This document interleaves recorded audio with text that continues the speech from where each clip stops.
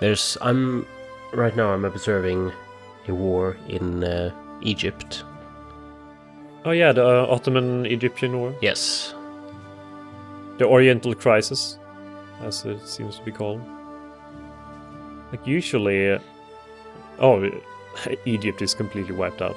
Someone is tampering with our empire. Wallachia is no longer in our sphere of influence. Oh yeah, we forgot completely about... influences, damn. Yes, we really need to keep track of that. We should... In Montenegro, I guess we should keep Montenegro at least. We lost Romania, pretty much, but... I mean, that can be fixed later. Yeah. Plus the Ottoman Empire will... It's the sick man of Europe, and it will fall. Maybe we'll be the ones making it fall, or maybe it won't be, but it will fall. First army completed, and I mean, I'm sending it to I guess Poland right now. You could rename it if you want, or you could not. I'm disbanding more armies. Maybe we should have like like in Soviet had during the Second World War with the Ukrainian front or whatever.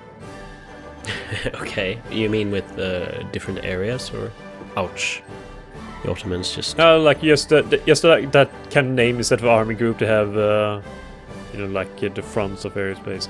I don't know, just some sort of name for it. Yeah. Come on! I just built that army and already it is lacking people. Look at it. Like most of it has lost people. I'm turning up the military spending now because I hate when that happens. Because like I have this sort of, I just want to replace them all, and now that army needs to be completely rebuilt from scratch. This is terrible. The second army, or the second army, I think is the name of it. Yeah. And I banned the ambassadors of Ottoman Empire from Montenegro. So they won't be tampering with us anymore. But yeah, I guess it will just have to be... I guess I'm disbanding this army completely because it's functionally useless. Getting a lot of plurality procs. Yeah, that's the best part about picking ideological thought in the beginning. It gives a lot of plus plurality. It also gives 2 minus plurality, but overall you get like, I guess 20-30% plurality from it. And we're at plus 25% plurality now. We should try to make it increase. Our economy is doing pretty splendid. Yeah, it's also it helps that it's a very big nation. All right, and tariffs are a lot of people. 100%. Yeah. Yeah, that too. That helps too. And I'm gonna try to expand our bureaucracy, increasing in Kharkov and Bryansk. Well, the bureaucracy is administration is at 45% and increasing, so that's pretty good. That's pretty We're spending £2.5 on overseas maintenance. We are? Yeah, probably. Is it for Alaska? Yeah, I think so. I think Alaska. Ooh, I like that Alaska has, cores on itself, so to say, so that Alaska could technically be a sovereign nation. Oh, should we release Alaska? It would be quite fun, but then again, it would, well... I mean, they would be eaten up alive by... No, we would keep them safe. It would be like a dominion of us. Okay, well, sure. Why not? Okay, Alaska, you're becoming free. Russian Alaska. Oh, but they didn't get their own flag. They have like a Russian flag with a... Yeah, but I mean... You can't ask too many for too much. They're all Inuits. No.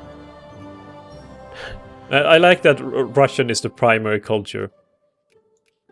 And I'm guessing that... Well, they're an absolute monarchy, so they won't have any real immigration thing. But if they become a democracy, then maybe our people will immigrate to Alaska and settle there. Or it would be pretty cool. But yeah, we have Alaska, and I'm gonna make sure that Alaska stays in our sphere by increasing our influence there. The influence game is one that I play far too little. To be honest, I'll set. Well, I'm the- picking medicine immediately. Yeah, okay, I was gonna do that. I mean, that's one. I mean, I feel like the influence game is quite a tricky one in a way because it's so different from all the other Paradox games. You know, there's really no comparison, is there, to any other of the games? Because there's so much emphasis on influence and spending influence points on various, which I quite like because it's reflective of the time, with a lot of, you know, major powers having a lot of influence, basically, and extending their political reach, so to say, through various, undermining and so on other countries. But it is a bit like of a flimsical game mechanic somehow. I don't know. I'm just, you know, it feels like it's such a major part, but it's surprisingly non-highlighted in the game. I'm not sure how to explain it, but it's just like, you know, it feels like it deserves more attention in the interface somehow. Well, I mean, it's more a matter of paying attention to it or remembering it being there. Well, of course, but since it's such a big part of the game, I feel like there should be more of an emphasis on it somehow. Because I feel right now that it's sort of, it is a big part of the game, but it's not very, there's not an emphasis on it still. I don't know. It's hard to explain. Yeah, I can see your point. I can see your point. I like that. Yeah, the general of our new build third army is Dmitry von der Ostensack. Ostensack. If it's not like a made-up name, I think we should have him checked. Yeah, but it's just weird to see, you know, like a Russian first name and then German. I like how back in the day Russia had a lot of like everyone else, had a lot of Scottish military people. So they had like, and they had a lot of foreign officers, very, like French and German and pretty much anyone that wanted to just come and help us. Especially, and before Peter the Great, they had even more. I think they had mainly Germans and British, I think. Yeah, and I guess they expanded later on with French. Yeah, French, obviously. They still had a great number of it them. just feels like they sort of went, well, I mean, we do have soldiers, but we don't trust them to be officers, so we'll have to trust the foreigners to do that. Basically. Let's see. Oh yeah, do you want to hear some good news? Sure. At least. I like good news. That our literacy gain has doubled. I mean, the amount we increase each month, even though it's still very, very small. But at least it's going places. Yeah, I feel like it's pretty okay at the moment. It's holy site disturbed, apparently, somewhere. North Caucasia, well, who gives a hoot about a religion anyway? We're great overlords. We take care of our people. Okay, let's build another army. I guess relying on Russians and Ukrainians sounds like a good plan for now. Hopefully the Russians won't betray us, or the Ukrainians for that matter. The thing is though that okay, I'm gonna look at our technology. Our technology is decent, but we haven't. I mean, it's not like we will be able to focus on it anytime soon. And also we have the administration, avant-garde, intelligence. All right, so army that reduces -10. Yeah, but though we get culture plus 15%, which is pretty good. That's pretty good, but and usually the trade-off is totally worth it because we get like 25% increase and 15% decrease, basically. If you know, but obviously you can't really compare it. But I still feel like it's a gain because something I like about this game. I should emphasize the things that I like is that I feel like the different tech trees are very balanced like that. I feel like all the trees have interesting and things that are worthwhile to discover, which wouldn't be. It's not an easy thing to do. That's true. That's true.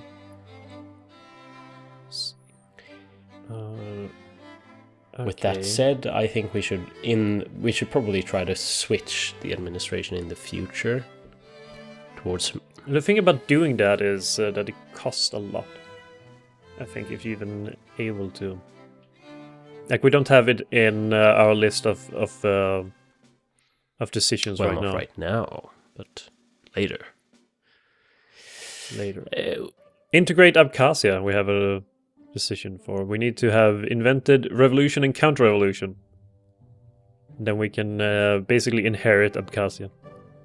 By the way, I quite like that it says, if you go to population and look at the various classes and occupations, it says there are 0 slaves in the Russian Empire. That's pretty good statistic. Yes, it is. Do we even have slave as, have we abolished slavery? We have. Slavery is outlawed. I like that Russia outlawed slavery before the United States of America. Yeah, surprisingly civil. Also, both the King Empire and Sweden wanted military access. Mm-hmm. Oh, right, they are for what at war. Exactly? Opium War. Ooh. Oh, Sweden is part of the Opium War. Interesting. Seemingly. There's a lot of war in the world. War of British aggression against Sikh Empire. We should seek to be a peace. Sikh. No, but we should seek to be a peace striver in the world. Strive for world peace. We should found the. What's the precursor to the UN? The Nations United? No, it's something. What was the name? It was, League of Nations, wasn't it? League of Nations. Oh, that was much cooler. Yeah, it sounds like a superhero hideout. Yeah, it makes me think. Have you ever watched the movie League of Extraordinary Gentlemen? I don't think so. No. It's with. It has Sean Connery in it. It sounds like it has Sean Connery in it. And I mean, it was a movie that I really liked, but apparently no one else did. That's usually how it goes. It was panned by critics and everything like that. It didn't earn much money, so there was no sequel or anything. But I liked it when I watched it. What was it about? It was about basically like these sort of story characters from the 19th century and the beginning of the 20th century, before like the superhero even were part thing like Dorian Gray character, the guy with the mirror or whatever. What? And then Jekyll and Hyde. Yeah. And a few more, the guy with the submarine. What are you talking about? What? Like, there's this guy called with a submarine. What was his name? Nero? No. No, that's a Roman emperor. Yeah. No, but this guy. Are you drunk? No. You're making no sense. And there's this guy, Dorian Gray, and then there's this submarine. No. No, this guy with this. Don't you know literature? It's this guy with a submarine. And the submarine has a specific name. It's not Namor. This is because that's the superhero, Namor the submariner. But it's this guy with a submarine. I still don't know what you're talking about.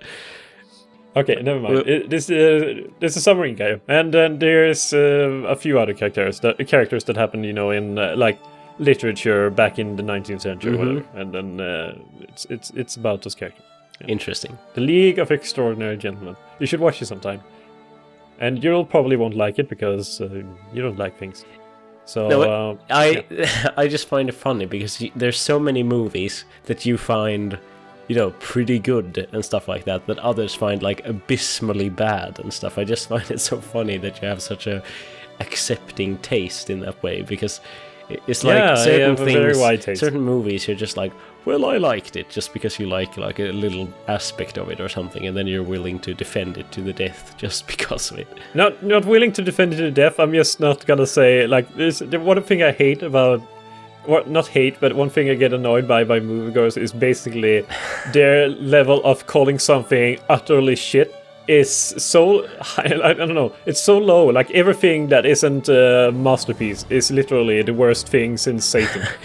It's it always amuses me. I think you take too much account to the opinions of people, but No, I don't care about opinions. It's more like I have just stopped reading things like IMDb.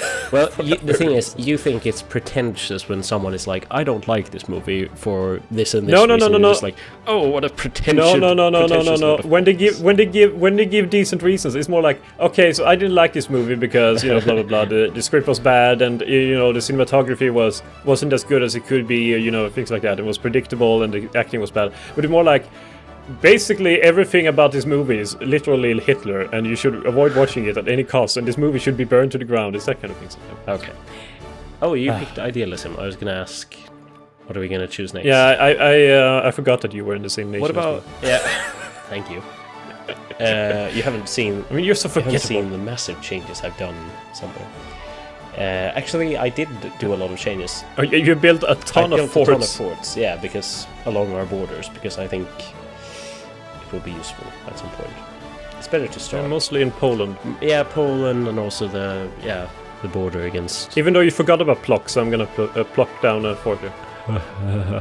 Ha!